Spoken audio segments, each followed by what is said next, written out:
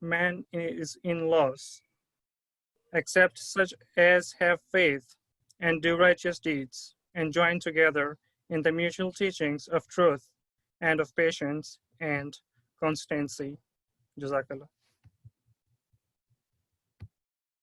Jazakallah, thank you very much, Brother Walid.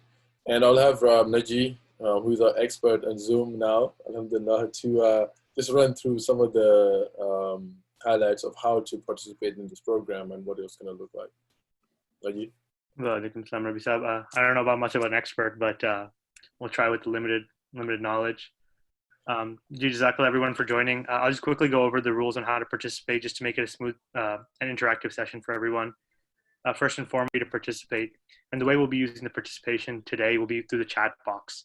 So you'll click the chat box on the bottom left-hand side of your screen. It's a speech bubble, and you can click it and send your messages. Something to be cognizant of is who you're sending your messages to. Please direct all of your questions, comments, concerns to respected Rabbi Sahib Abdullah Dibba. And you can see his username is Abdullah Dibba. And you can send him your questions and he'll pull them into the conversation when he feels appropriate. Another humble request to everyone is that you please keep your videos off throughout the session. Otherwise, we'll have to manually turn them off and it becomes more cumbersome for our team to manage that way. So it'd be helpful for everybody just to keep them off. Otherwise, this is the last comment from my side. Really looking forward to the session.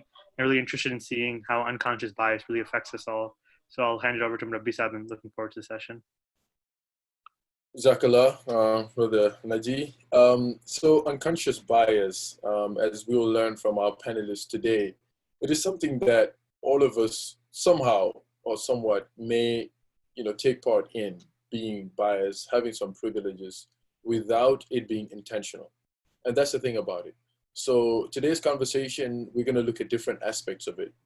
We'll look at how we can all fall victims of it, as well as how we can even be perpetrators of this, bias that is mostly unconscious, that we mostly don't even know about. We may not know that we have biases in our own selves. And that's what makes this very, it's like a learning adventure. You're going to smile at some point. Some points you may feel a bit like, okay, am I being attacked? You may feel a little uncomfortable. But this is not to call anyone out to say that, you're being this. It's not to label anyone, in a negative way. Another important thing is this conversation, as we know, is not something that, we're trying to be reactive to say what happened to George Floyd and we're here to do this and that.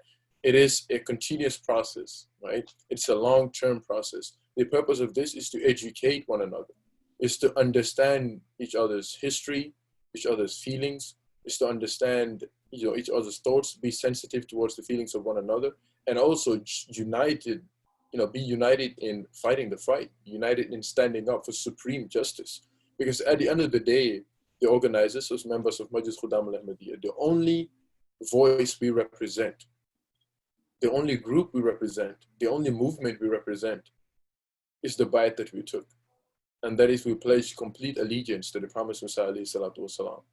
And in this present day and age, Hazrat Khalifatul Masih, and that is the supreme head of the worldwide Ahmadiyya Muslim community. That is the only message for Ahmadi Muslims that is consistent and that in the long run will help for us to all gain what we are trying to gain anyway.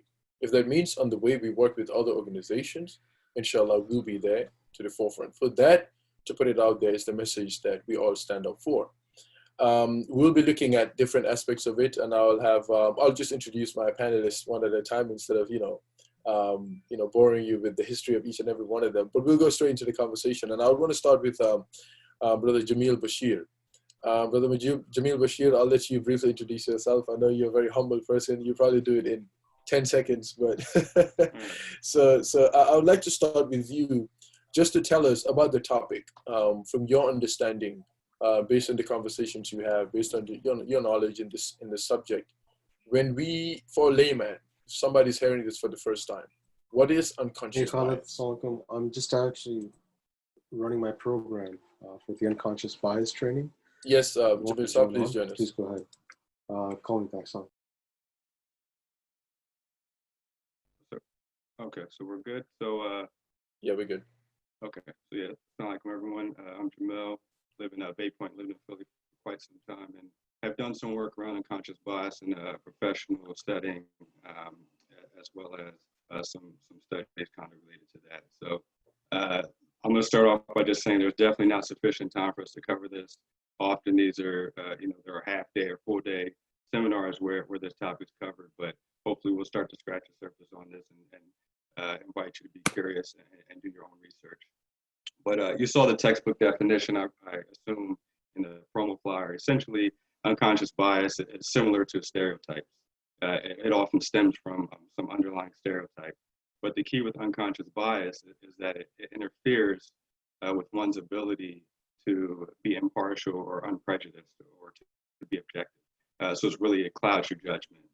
And there's some general examples we can think about in terms of, all Asians are smart. So therefore, if that's the stereotype, then it becomes unconscious bias where you hire an Asian, for example, over an African American who is equally or more qualified. Or another example for, the stereotype that Black people are dangerous. So some folks in our Jamaat might be a little trepid in terms of going to our Black brothers and sisters. I'll give a personal example. I'm not immune from this. So I hold a view that often white people in this country, I'm half Black, half white. I hold the view that white people in this country often are privileged and, don't have to work as hard as the rest of us often. And this is just a view that I've developed over time, different experiences, social, professional. Clearly, that's not always the case. But if I'm not cognizant of this, if I allow this to continue to be in the background, be unconscious, it can impact my decision making. And so I am involved with recruiting at my job. If I let that bias sit there and don't check it, I could potentially give a lesser qualified person an opportunity over a white person because of that underlying bias. So that's, again, just some introductory remarks about unconscious. So just to ask you again, so I think one part that you highlighted is this doesn't necessarily mean you're intentionally being, intentionally having stereotypes. It doesn't necessarily mean that you intend to, hurt somebody or to judge someone based off of, who they are or what they are. It could be something that you're used to just hearing and you just having a sort of a judgment. Would that be a fair way of putting it? Yeah, precisely. And that's why it's so dangerous, right? Because these are millisecond judgments that we're making. So we, it's not at all that we're conscious of it. These are things that are ingrained in us through the society, media, our personal experiences, where we literally just make these quick millisecond reactions and paint a person a certain way. So I think what makes it very interesting for us is now we're not only talking about individuals, we're talking about when you come into the mosque. We're talking about for Christians when they go into the church, where they have to interact. And then, of course, I'm going to come to you here. As a faith-based organization, you being a missionary yourself, serving in New York, when you have different people of different backgrounds coming together, of course, you cannot avoid having, different, how you deal with different people, right? Who may have different understanding of things and how they interact with each other. But looking at it from a different religious groups, right? And what kind of biases that may or may not be there. How do you view it, being a religious, representative yourself? Jazakallah. No, I think the best way to look at it realistically is, go back into history and see where all this started. If we were to go back 100 years, we see Hazrat Mufti Muhammad Sadiq Sahib Raziyallahu anhu, the very first missionary came to America. And what did he see? He came from a Muslim, area and, he's coming from the East, going to the West, comes into America and he sees that there's a clear divide, a race divide. There's Black churches, there's white churches. And then he spoke, very openly in 1920s against this concept that existed, in the fabric of society at that time. It was very clear. And so, but what do we see as we move forward? We see that slowly the people he started converting, they were both Black and white, and they were understanding something that's beyond their time, at that very time. They were looking ahead, something that America could not have conceived at that time. But as we move forward, then what do we see? We see that unfortunately Muslims have also followed suit, where now we have Black mosques and we have white mosques. And so the real question is that, what is the essence that Islam presents? And I think the very basic way to understand that, there's a, very pioneer Muslim American in 1930s. He would pen a lot of different articles. His name was Umar Cleveland. And what did he write? He basically said, across the threshold of the mosque, in the fold of Islam, all are held to be equal. No distinction is made between men, regardless of their race, class, or position of whatsoever. And then he says the prince and the pauper, they are held at the same common ground. Here the irony of fate is refuted, the inequality of wealth and opportunity, which makes life so cruel, ceases. And then he ends it with, all are the children of Allah. So we as Ahmadi Muslims, we should understand, where do we stand with this, right? How much have we, developed with this concept? And then again, historically, you see that when the second Khalifa, Hazrat al-Muslim Maud was sending a missionary in 1923, the second missionary, who was also a companion, he gave him a list of instructions. The third instruction was, you should look at whites and blacks equally. So I think the conversation we're having today is not whether we understand this consciously, but are we looking at everybody equally unconsciously? And I think that's where is the best way for us to move forward. So Brother Jamil, coming back to you, if I was to find myself in an environment where, a certain group of people are being looked at a certain way, right? And I may not have that consciousness in me to know that, okay, maybe we're being biased against, this group based on maybe a joke that we say, based on just saying as a group, they are like this. How do I then make myself conscious of that to be able to take a step back and don't get caught up in this unconscious bias? So I'd say that the main thing is to just challenge those assumptions that you have. And again, the first part comes with awareness. So if you can't see that, then that's a problem, right? You have to somehow try to self-reflect, or if someone points it out to you, instead of looking at them perhaps as being petty, to say, okay, how are they feeling? Why do they feel that way? So this thing about Black people is dangerous. Well, expose yourself to Black people from different walks of life, right? And step outside of your small social circle, your bubble, so that you can come up with counterexamples. Because when you're fed certain things with, being exposed to a small group of people or media, you start to build these broad brush perspectives. So again, it's up to you to build counterexamples. And most of us know when there's some negative connotation, and that should be enough for us to say, okay, well, if that's this picture that's strong for that particular group of people, let me challenge that and try to find counterexamples. Okay, so it's about going through it yourself and trying to find out, okay, what is it that, do I just go with the flow, or do I try to find out why is it that this is being said, and how do I not get caught up in this? But it's also similar to, I don't know if it's similar, but there's a term microaggression. And come back to you, Brother Jamil. What does microaggression mean for those who may not know the term or may be familiar with the definition, but what does that mean? Yeah, so microaggressions are basically small acts that kind of undermine a person. They're like these small sort of insults. And so often unconscious bias can lead to these microaggressions. So for example, you think that, Black people are lazy. And so therefore, when a Black person has a good job, you say, oh, you have a really good job, right? And it kind of, you think it's meant as a compliment perhaps, but underlying that is that you don't think that a Black person should hold that particular role. We heard a lot with President Obama. He's very articulate, right? And I mean, he is, but often people would say that underlying that was that they were kind of surprised that he would present himself in that way. So those are microaggressions, and they may seem small. Often, there are people, you'll hear people saying, oh, that's petty, why were you offended by that? But, they take a toll, they add up over time, the cumulative effect of microaggressions.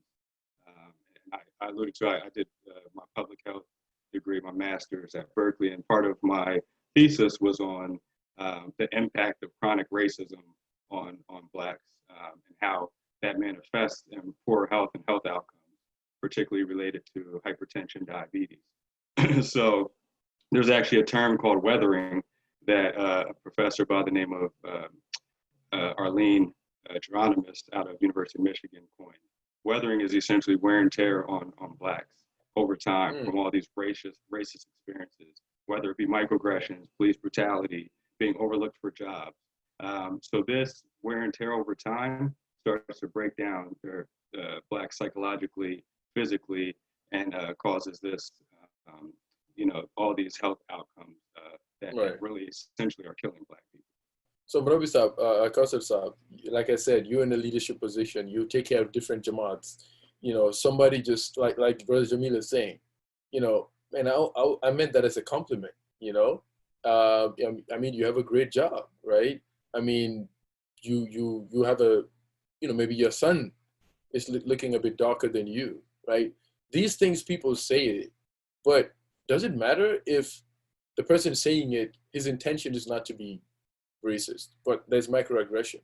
Or should we focus more on the person on the receiving end who finds it, you know, offensive, right? Because people do say that, oh no, these people are too sensitive, right? So they shouldn't have mind about this. How do you find a balance between those two?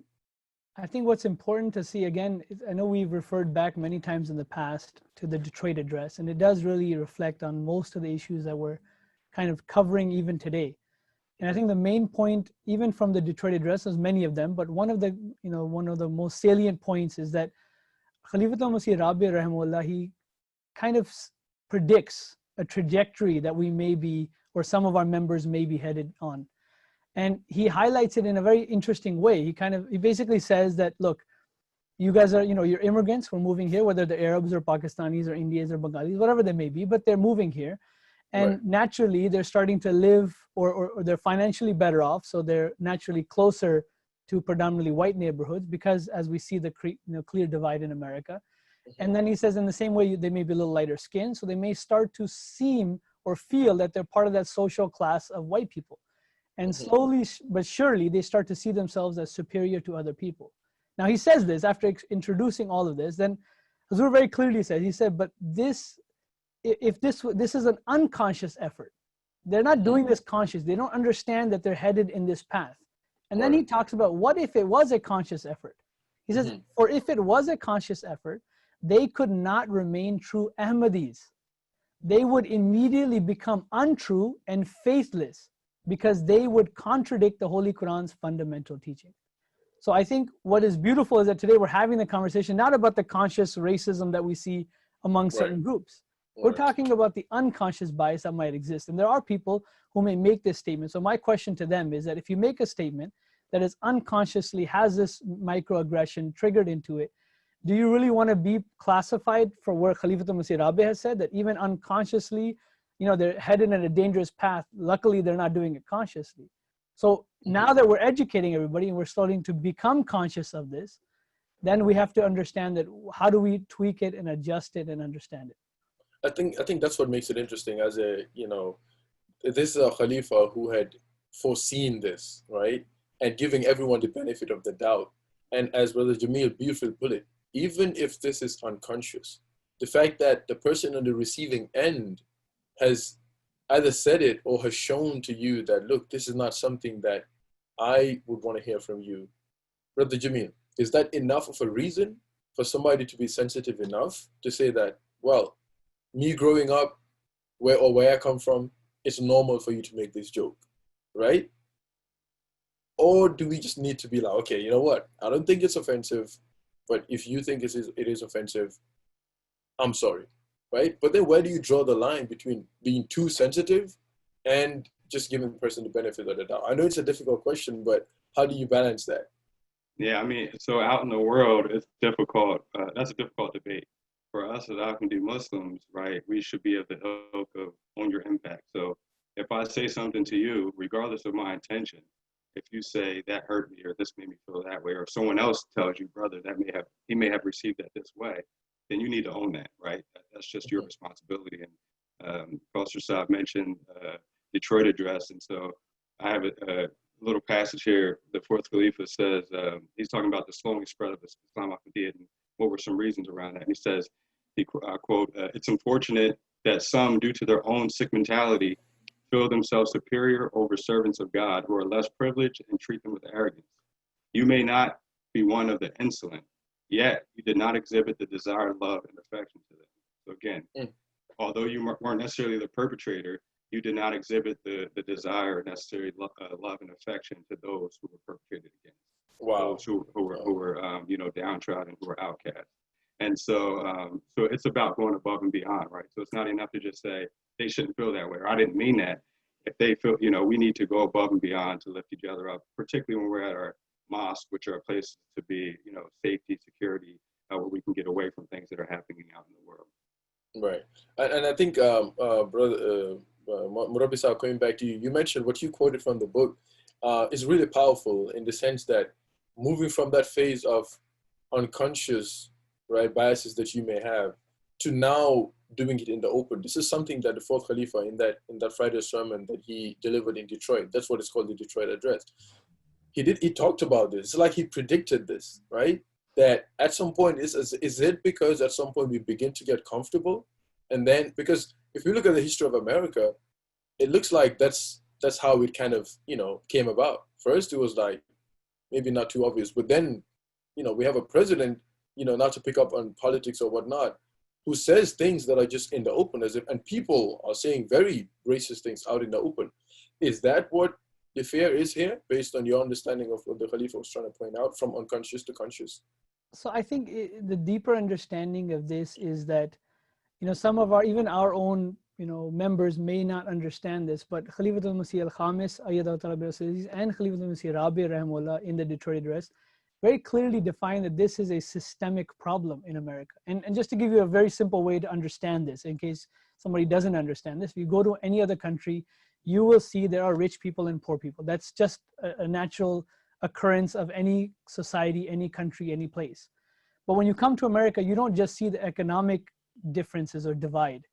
You see that economic divide on racial divide. You see where, predominantly white neighborhoods are doing well off, are well off, and then there are predominantly black neighborhoods are not doing so well off. I'm not saying that, there's one group over the other and there aren't in both sides, but in general, you see this racial divide alongside the economic divide. And that's where the problem, I think, is. That once we understand that it's a systemic problem, then we understand that this system can have an influence on us as well. We could start to develop an understanding that, okay, this is okay, because the system must be okay. There's nothing wrong with the system. And slowly but surely, we might fall, prey to these ideas where it's okay to have these, implicit bias and so many other, microaggression and other scenarios as well. Mm-hmm. And there's a question we have, and I would like to direct it to both of you. Whoever is comfortable with it can take it.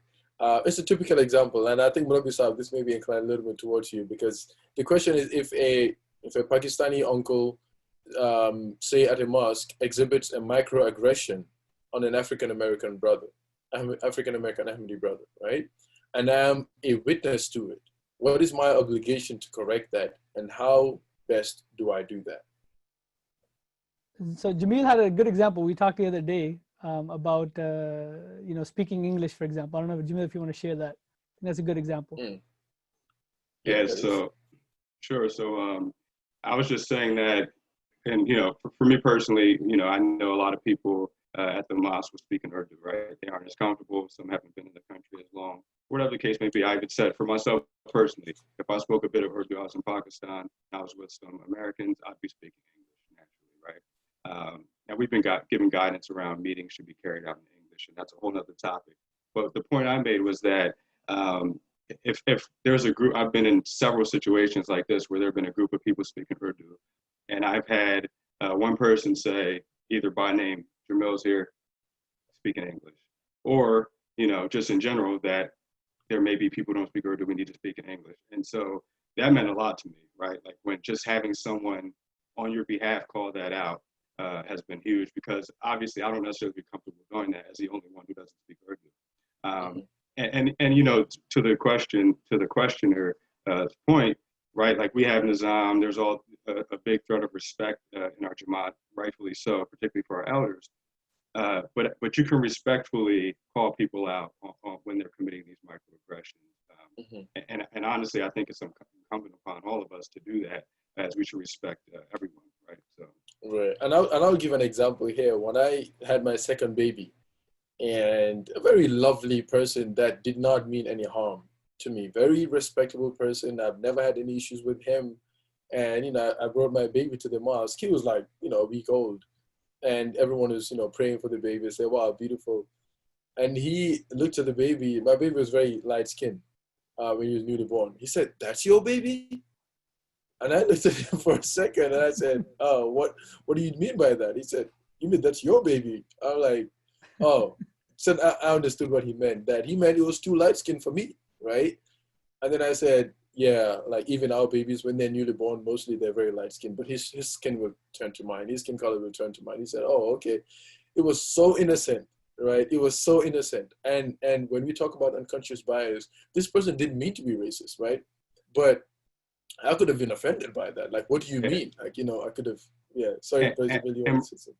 yeah, Namar, so I just want to make a point on that. Like, it was good that you saw that he didn't mean any harm in that, right? Yeah. And for us, those of us who came up in the Jamaat, or even some newer converts who are stronger in their faith, for them, that they can do that, right? They can kind of sweep it under the rug and keep it moving. Although, back to the research that I stated, stuff like that does have a cumulative unconscious impact on us when we're constantly facing that. Nonetheless, we can kind of just wipe that off and our faith remains strong. But when we have new converts who have stuff like that come up, or when we're trying to go out and do tabligh, things like that have a big impact. So again, that's why I think it is important to the person who asked the question to definitely call those out so that people do start to become aware. Yeah, and Dibba Sahib, I also think, I just want to jump in there as well real quickly. I also think that it definitely exists among a lot of cultures, especially Asian cultures in general, whether the Koreans or the Pakistanis, where they have this understanding or underlying acceptance of what beauty is and what isn't. The lighter skin, fair skin, that's beautiful somehow. And those who are not light skin are not. And it trickles down in so many different, very disturbing ways. And I just wanted to quote something from Khalifatul Masih Rabi, I think is pretty powerful. He says that, a lot of us have allowed, we've allowed distances to be created. Like the gentleman asked a very simple question. If we see microaggression, should we speak out? So the real question is that Khalifatul Masih Rabi basically says in the Detroit address that I know your mosques are not physically closed. I know that. I know that you're not physically doing anything, but do you realize that you have slowly and surely distanced African Americans or other, culture or other races away from the mosque? And then he gets into very direct detail. He says, look, they are being treated unkindly, and instead of embracing them with love, they are kept at a distance. He said, you putting a curtain there. And he says, no one ever saw that the doors of any mosque were physically closed to any Ahmadi who came from these people.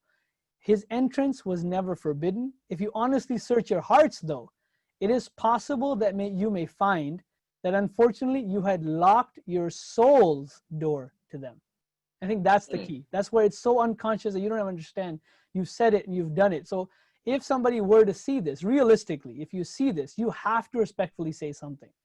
Because otherwise you're going to allow this distance to settle in his heart, and then you're going to slowly see that he's not coming anymore. And I think to call it out, Brother Jamil, you grew up, as an African American yourself in this Jamaat, mashallah, you've been to different Jamaats, you've experienced it, on different levels, right? And you can relate to this a lot, to understand that most of it is, unconscious, but it's having an impact. We're talking about America as a country, and everybody across the world now understands that there is police brutality. There are people going out there saying Black Lives Matter. Yes, absolutely. The lives of Black people are being treated in a very unfair way. Their lives matter, absolutely do. And in the same token, as long as we can see that American society, the racism is just all over the place, against minorities, that's very obvious. But then when we come within the Jamaat members, for example, who are also American, living in America, and maybe going through some of these biases without, realizing it. And of course, we know the Jamaat is a spiritual organization. We're talking about individual members who may have these, if we think that we're in a bubble and outside of the American society, we'll be fooling ourselves, right? We're the same Americans. When the stats come out and say 5% of American school-going children are taking alcohol, for example, we can't take Muslims out of that and then they say the rest are the only ones in that 5%. So when we talk about unconscious bias, whether it's racism in America, we're also talking about members of our community as well, who may have those biases in them. So how do we internalize this, Brother Bashir, so that we're not in denial of it anymore? And Brother Rabbi Sahib, I'll come to you to tell us specifically in the Detroit address how Khalifa Rabi is literally calling it out to say that it does exist. But for you growing up, Brother Jamil, now you have an opportunity to speak to Ahmadi Muslims, to tell them, look, these are things that exist. What would be your word to them? Yeah, so I mean, there's no reason to be in denial. It's evidence-based, factual. Every single person has unconscious bias.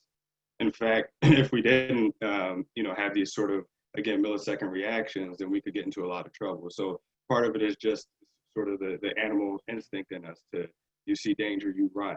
and you have to have a way to classify that. But we're trying to bring it to the forefront of what is the way that you're using to classify danger, or what's unacceptable. So it's 100% proven.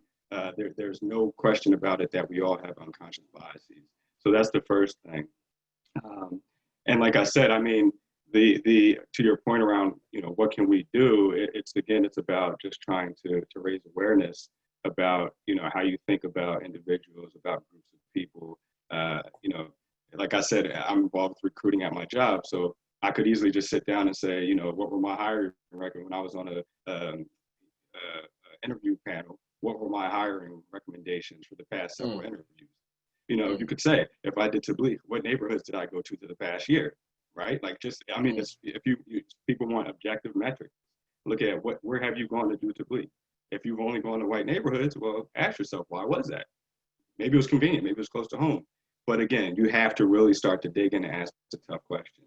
If you've only spoken to Pakistanis for the past month, ask yourself why. Do you not know any Black people? Okay, what can you do to learn more about Black people? So you have to really, really, really do a true self-examination. And Khalifa Masih tells us time and time again to do that. And this is just another area where we should flex that. So Council Saab, the Detroit Address, what was the fourth Khalifa trying to tell us as far as these problems existing within our members, to give us that, open us up to this? Right. He gave one example that, and he didn't specify what kind of person it was, where he was from, whatever it was, but he said, look, there's one member who came up to me and basically said to me straight out that, I think the missionaries, the pioneer missionary, I'm talking Mufti Muhammad Saleh Saab, the second missionary who was Muhammad Deen Saab, Raziyallahu anhu, both of them were Sahabi, companions of the promised Messiah. He said, I think they made a mistake by going to Black Americans as opposed to white Americans. Had they gone to white America, X, Y, and Z. And Hazur said that I was nauseated hearing this come out of his mouth almost, in a way. And again, I'm just paraphrasing, but the idea again was that he gave one example and said, this is not at all under any circumstances okay for us to think this. And second of all, he goes into a lot of detail. He says, look, when Mufti Muhammad Saleh Saab was in America, he would send telegrams back home to India. He says, how expensive telegrams were at that time? And yet, and a telegram was something that you would do frantically. He says sometimes they would even write a letter and say, assume that this is a telegram because it just costs so much. And yet, as a Mufti Muhammad Saleh Saab was sending telegrams back and forth constantly.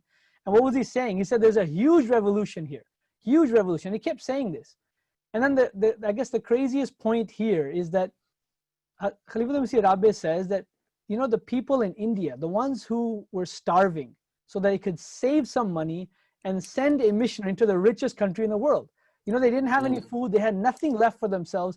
When they were hearing this message that the, Black Americans, they did not ask whether they're Black or white. They were so happy, so excited, so embracing to the idea that Americans were embracing Islam. Almost 700 or 800, almost up to 1,000 Americans accepted within the first 3 years. So the real question then is that those of us who are sitting in America today, 100 years later, we are sitting here and we're preaching and converting, and we do choose to go to one group over the other, or we don't understand the blessings behind those pioneers, those who embraced in the beginning. Do we understand this at least, that it was our forefathers, our grandparents, great-grandparents who were starving themselves to be able to send a missionary to America? They were the ones who were not eating so that a missionary could make it here, and then what the people he was converting, they were happy with it.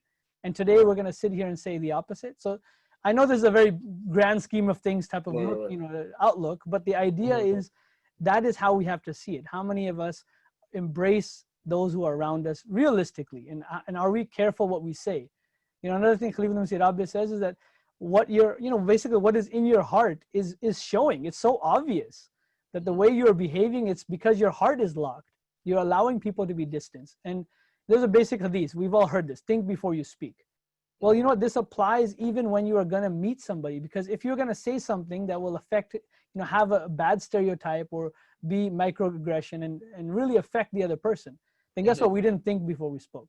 Thinking before you speak means you have to understand what the other person is really going to feel after what you say has been said. So this is absolutely something. That's beautiful. And I would recommend for everyone to. The link has been put on the chat for everyone the Detroit Address, in which the fourth Khalifa of the Ahmadi Muslim Jamaat really goes into detail to break down, some of the problems that he saw then. But also, and I'll come back to Brother Jamil to even give us specific examples of how we think that some of those things may still exist. That means we never listened to it since 1987 up to this day. Some of us aren't even aware of it, but we may be guilty of some of the things that he called out then. But we'll fast forward to, and marriage is something that's very important. And a lot of people, bring this up. And Brother Jamil, you yourself being an African-American, I know you're married to a Pakistani, right? Yeah. Okay, great. So that's one success story there, mashallah, for people who think it's impossible, racial marriage and all that stuff. So there's some hope. But then looking back at you growing up before you got married, looking at all the other African Americans that or other Hispanics or white, Ahmadis within America, what chances do people of other races who are not in the majority have as far as getting married within the Jamaat is concerned, whether it's within their own, race or outside of it?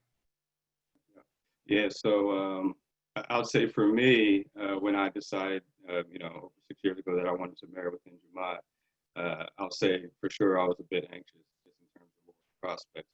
There aren't many African Americans in Rishanat Pool, and I also know that, as Rami Qasser Saab mentioned, there's a bit of colorism that exists in the Pakistani community. Broad statement, but I think if we were to poll people, they would say that often color might come up among some of the Pakistanis. So basically, I had some reservations and was concerned, and ultimately, I did marry a Pakistani. My in-laws, were able to not get caught up on the color thing, mashallah. And I try to understand, like we talked a bit about unconscious bias. I also try to understand my own privilege and how that plays out in terms of my life experience, whether it be from a Rishanat standpoint, professional standpoint. And so being, half white, that's a mitigating factor in our Jamaat in terms of Rishanat. Also in terms of, being born Ahmadi as well. So if I was a Black convert, what would that have meant? And then also at the time I was guide, right? So also that could be a mitigating factor as well. So point being, for me, it worked out. And I think that's huge because ultimately we're going to really start, when these color lines start to blur, as we start to marry amongst ourselves, we're brothers and sisters. As we start to do that, now my kids, for them, what we're talking about today, inshallah, for them, it'll be non-existent. They have, in-law, they have grandparents who are Pakistani, white, Black. It's just all a hodgepodge. And having said that, it's up to myself and my wife to what we expose them to and to our elders. And when they go to the mosque, if they're seeing these, they can start to pick those things up, right? So that's why, it's really important that we're reflective. And so even if we ultimately do, say everyone starts, we start interracial marriage, it's not a big deal. We're not concerned with color. We're not asking, even within the Pakistani community, how light is she, or things like that. When we start to break that down, that's when we'll start to see our next generation will be saved from this crisis. Right, and I'm sure, is it on Saturday that the National Rishanata have a program, right, where Correct, you're going to be one of the speakers specifically about this. So I would really recommend it to all of our viewers. On Saturday, the National Department responsible for marriages and relationships, they have a session where Brother Jamil will be talking about this in detail. So please do attend that. But the Qasser Saab, he referred to this, colorism within, like you said, it's in the Asian cultures, it's in the Black cultures, it's in, the Pakistani cultures. But we're talking about, let's say, within the USA Jamaat, where the majority, is Pakistani background. We find this colorization as well within that. Tell us a little bit about that, whether it's within the marriage or looking for a spouse or stuff like that. I think so. Khalifatul Masih Rabi, again, back to the Detroit Address. If somebody hasn't read it, they should be convinced to read it by now. I probably already read half of the book to you right now already. But anyway, he says that this whole concept, everything, all of this can be summed up in what you would call inferiority complex. So the reason why you don't feel yourself, like you need to lighten your skin, for example, is because you have an inferiority complex. The reason you think X, Y, and Z is greater or better, whatever it may be, it's because of it. And then he says, he basically says that this has nothing to do with your shade of your color. It's just, it's ingrained in you, and you've allowed this to, grow and foster in your heart. And what is it? He said, basically, it's a narrowness of your heart and mind. And this is very destructive. So if I were to explain it in this day and age, and everybody who is from Asia would know what this is. It's called Fair and Lovely, okay? Realistically, this is something that's I didn't know you know that, a whitening cream. And Dibba, if you didn't know what it was, you haven't been to a Desi store no, ever. I knew. I was surprised you know. Oh, you do? Oh, of course. Everybody knows. Who doesn't know? I thought only black people were skin bleaching. Oh, no. So so that's the interesting thing. Wow. Okay, so we can talk about that as well. Even amongst Pakistanis, there are light-skinned Pakistanis, there are dark-skinned Pakistanis. And the darker you are, the more they'll associate with you as if you're an African. And then they'll treat you in this way. I'm not saying everybody, but it exists within, within that kind of norm in society, unfortunately. Sometimes they'll make jokes. So we know this exists. And in case somebody's unaware of this, please give me a call and I'll give you examples, numerous examples of this existing. And the problem is that we think it's funny and it's a joke, but it's not. Because this is unconscious bias. That when you are telling each other as a joke that, oh, X, Y, and Z is black or is an African American, well, and then trying to insinuate that by being black, you're somehow inferior to them.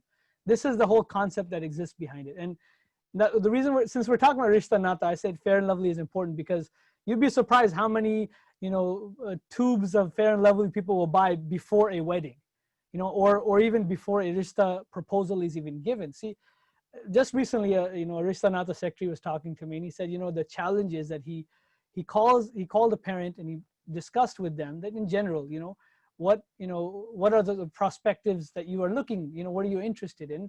They give a long list, and one of the main list items was how fair is that the girl or boy.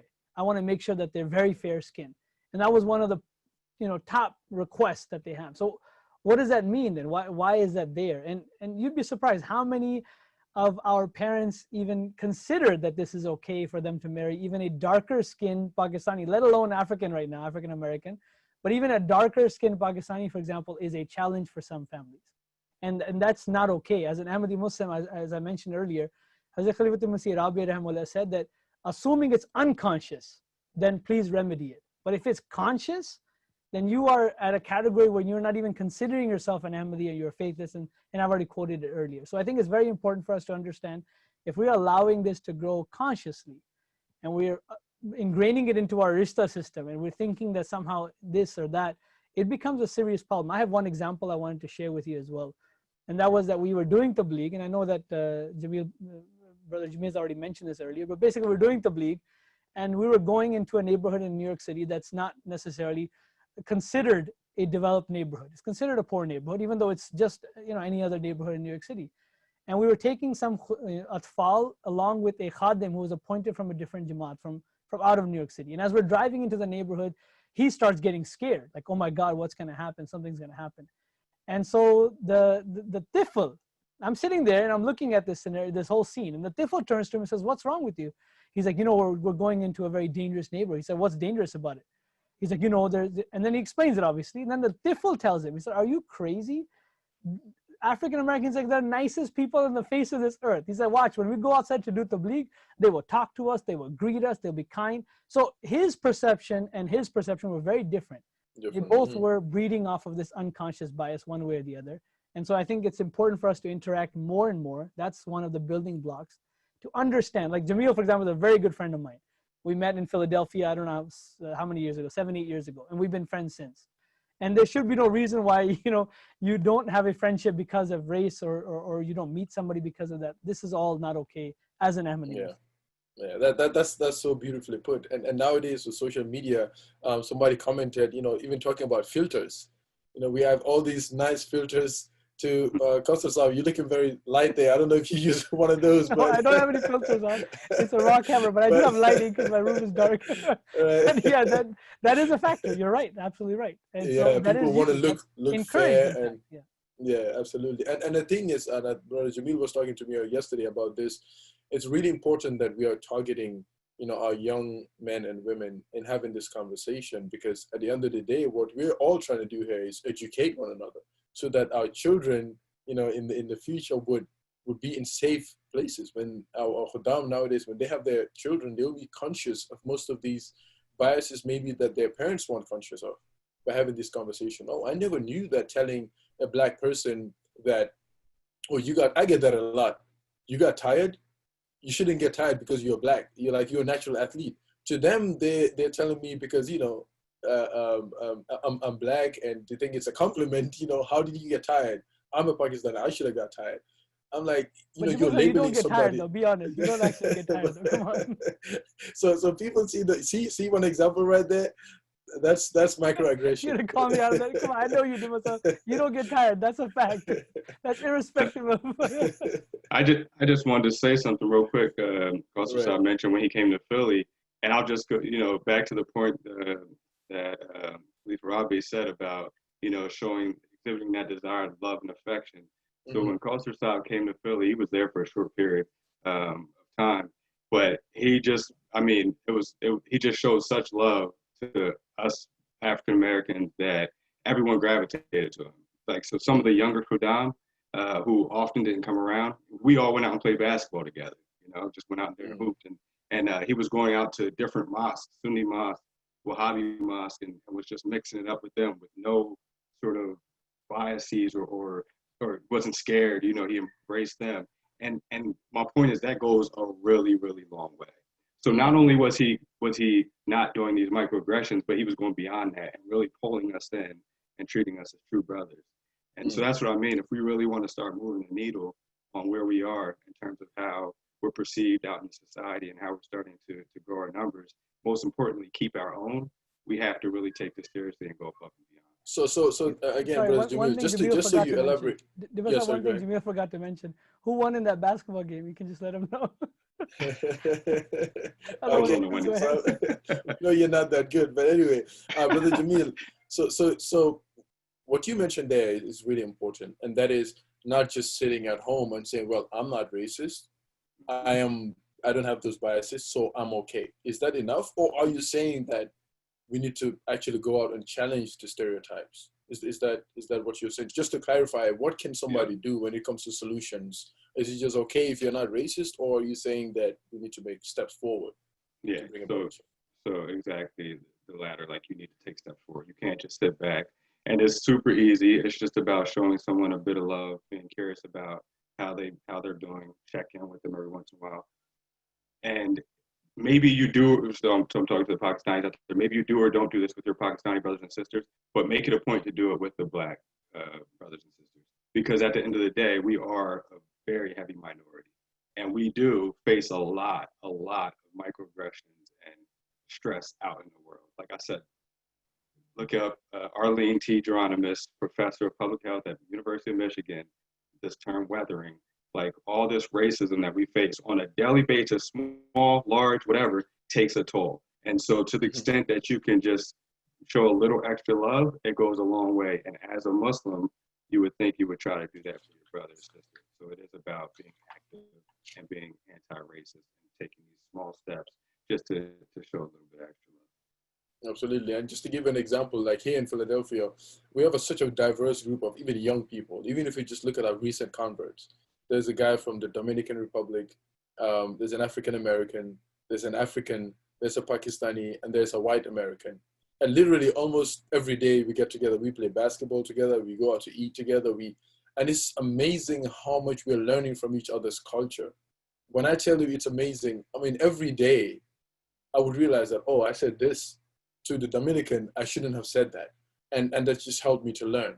To me, that was completely fine. Like being an African, I remember when I newly went to the UK, and there's a whole, in the UK as well, majority, Pakistani, origin Ahmadis. And I would tell my friends, we have a lot of grandma and grandpa jokes, right? So there was this picture of this old person in the newspaper, very old. And so I said to one of my friends who's Pakistani, man, that's your granddad. Man, the guy was so angry. He was so angry. He was so offended by that. I said, to me, that was like, you said an ugly person is somebody's granddad or their grandmother. That's absolutely fine. We, in Africa, we joke about that in the Gambia. But he was so offended by that.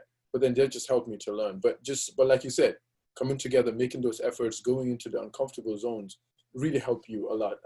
Brother Rabbi Saab, I have an example too, Dibba Sahib, if I can share. Yeah, please. So an example, I saw one missionary, he himself, in his own home, for example, he didn't like the concept of hot dogs. He didn't eat them, didn't think they were halal, for example. He was very serious about the concept of not eating hot dogs. And I saw this, it was normal for him. But I do remember one time we were visiting one of the Jamaats, and he was going house to house, and one of the houses was an African American who was having a barbecue.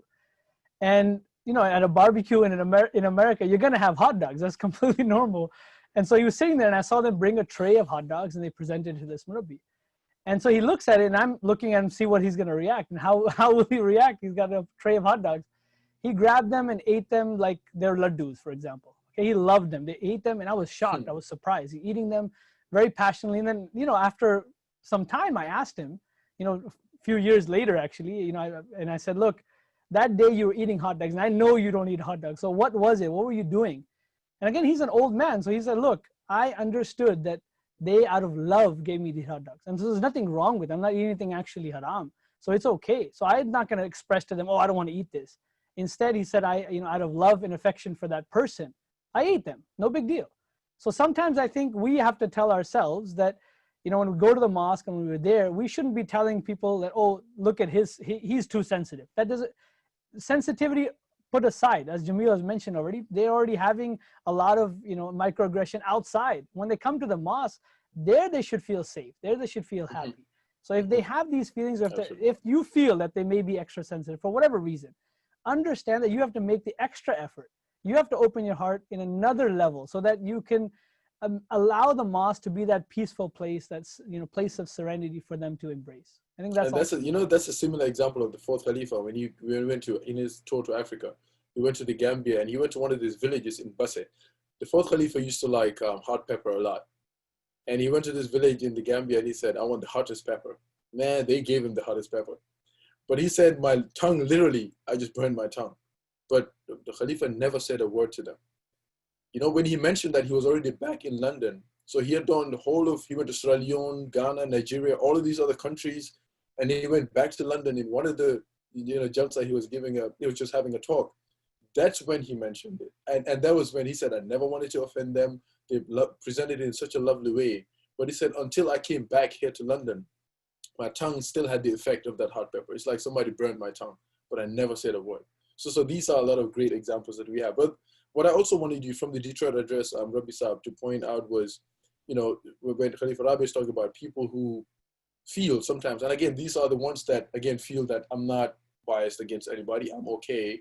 At least I'm not closing my doors to them, to people of other races. I'm not saying don't come to my house. I'm not saying I'm not comfortable around you. What is the problem, right? And I know Khalifa Rabi mentioned, could you tell us a little bit about that? People who may feel like that. People who feel basically haven't done anything wrong? Is that what you're saying? Yeah, they haven't done anything wrong, yeah.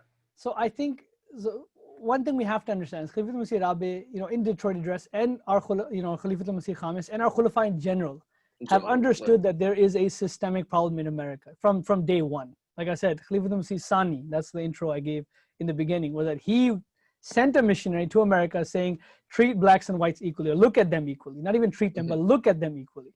Right. And so I think at the end of the day, anybody who thinks that this is okay or whatever it is, the real question they should ask themselves, what have I done to embrace others in my Jamaat? Right? Did I invite them for Eid? For Eid is just around the corner. Okay, in case many of us don't know because we don't go to the mosque nowadays because of coronavirus, but in general, Eid is just around the corner.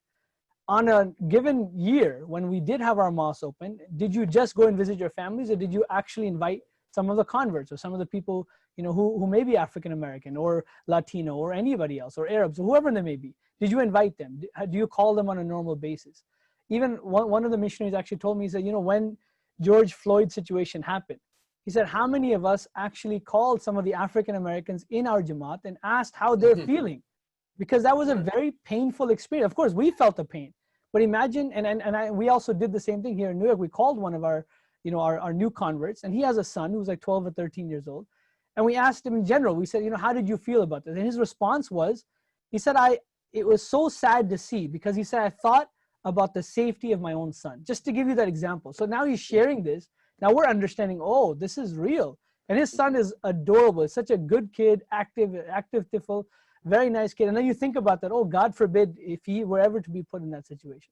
So I think it's important for us to put ourselves as much as we can, try to embrace everybody and get rid of that distance. I think that's And important. Brother Jamil, coming to you, sometimes, we find ourselves, some of our mosques are in the inner cities like Philadelphia, like Chicago, and we have members there who are, let's say of Pakistani or white or other, where there's this concept that, oh, our mosque is in the hood, and somebody just happens to walk in who's black and he's young and may look a certain way. How would you advise, and again, you may not intentionally talk to them in a rude way, but you may have a perception. How do you control that in a way that you talk to that person in a respectable manner, right? Because again, it's difficult, it's difficult. I even face it here. Sometimes I have to make a judgment based on the appearance of the person, right? Some may say it's for safety, but how do you create that balance? Because I think this is real things that can happen to a day-to-day person. Yeah, so from a safety perspective and being vigilant, we should do that regardless of who it is, right? So the question you have to then ask yourself is, the way I felt when that black person walked in the door, is that the way I would feel if an unknown Pakistani walked in the door, right? And so that's the question. So yeah, you always have to be cognizant of safety. But yeah, again, it's like I mentioned about counterexamples, but even, you can say, do you have any examples to support that thought? So, the Philly Mosque, mashallah, has been there for several years. And, you can say all these times that I felt some type of way when a black person from the neighborhood walked in the door, how have they treated me, right? How have I had any issues? And that can be your example there as well. So if you've had that, it's one thing if the first time you moved there, you come in, a lot of people had a little angst when the mosque moved there in the first place. So that's fair. And maybe the first couple of times you're a little nervous, you don't know anyone. But if you still have that feeling 3-4 years down the road, that's a problem. That would be what I would say. You can't find counterexamples. Yeah. We have another question from Hashim Mumtaz, Brother Murabbi Saab. My question is, can taqwa, and that is having true righteousness, be enough to rid ourselves of any biases, or does it require some kind of specific training to overcome them? If somebody has true fear of Allah in them and, true love of Allah in them, would that be enough, or do they need to go through some professional or specific training so that they don't have biases in them? So I think the interesting point behind that would be that if you had true taqwa, then you would automatically embrace other cultures, other people, automatically. Like it would be second nature to you. I'm not saying that those who don't have taqwa, don't get me wrong. Everybody's on their own journey, their own path. But in general, if that's the question, if the question is, if I had taqwa, then what, would I need separate training? I think if you were to embrace just the Holy Quran and read it, you see, Khalifa Masih Rabi doesn't give this example from anything outside of the Holy Quran. He quotes Hazrat Nuh alayhi salam and quotes the people who were accepting him and how the opponents at his time were challenging Hazrat Nuh just based on the people who were surrounding him. Look at the Holy Prophet Muhammad sallallahu alaihi wasallam. We're so blessed to be Muslims.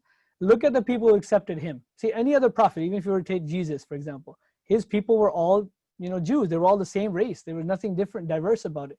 But look at the Holy Prophet sallallahu alaihi wasallam. They were Africans. They were, Persians. They were, Romans. They were people. They were Arabs. They were slaves, non-slaves. They were people of all kinds of different places. So from day one in Islam, that idea of removing this implicit bias and any kind of racial tensions was gone from day one. Hazrat Bilal, we know, and every example you can look at the Holy Prophet sallallahu alaihi wasallam, he established that. So I think that is where, if we want to really have Allah, if we want to love Allah, then we have to follow the example of the Holy Prophet Muhammad. Absolutely. So I think we've come exactly to the end of the program. I know, like both of our very able panelists said it right from the beginning, this is a lifetime conversation. And as I've always been saying in these conversations, we're not here to tell you that, well, in this half an hour, we're going to tell you the secrets to get rid of, unconscious bias for the rest of your life. This is just to show all of us, so we all admit that, look, there is a problem that we ourselves can be perpetrators of, and we can also be victims of. How do we deal with it? First of all, we need to acknowledge that it's a common thing. And it doesn't mean that you're bad because you have an unconscious bias, right? It's about accepting that and making an effort to bring about a change so that people around you, inshallah, would feel comfortable. And especially when we're talking about coming to the mosque together, whether it's Jalsa, Ijtima, programs, Zoom call meetings, the way we speak to each other, so that we'll make the environment, a spiritual one for everybody to thrive in, inshallah. Next week, our conversation is going to be about public policy reform. We have our brother Qasim Rashid Saib on the call, inshallah, with us. And we also have Abdullah Bennett. These are two confirmed panelists. Inshallah, we'll have one more. So we'd like you to join us for that conversation as well. As we continue to talk about, racial tensions in America, we're moving slowly towards what steps we can take. And today, if we learned anything, is how can we get rid of the biases that we may have by educating ourselves and also being part of the solution as well. So that will be all from us today. We'll end with silent prayer. And we pray that we continue to have successful programs in this series that we have coming to you from Majlis Khuddam al-Ahmadiyya, USA. So please kindly join me in silent prayers to end the program for tonight. Bismillah.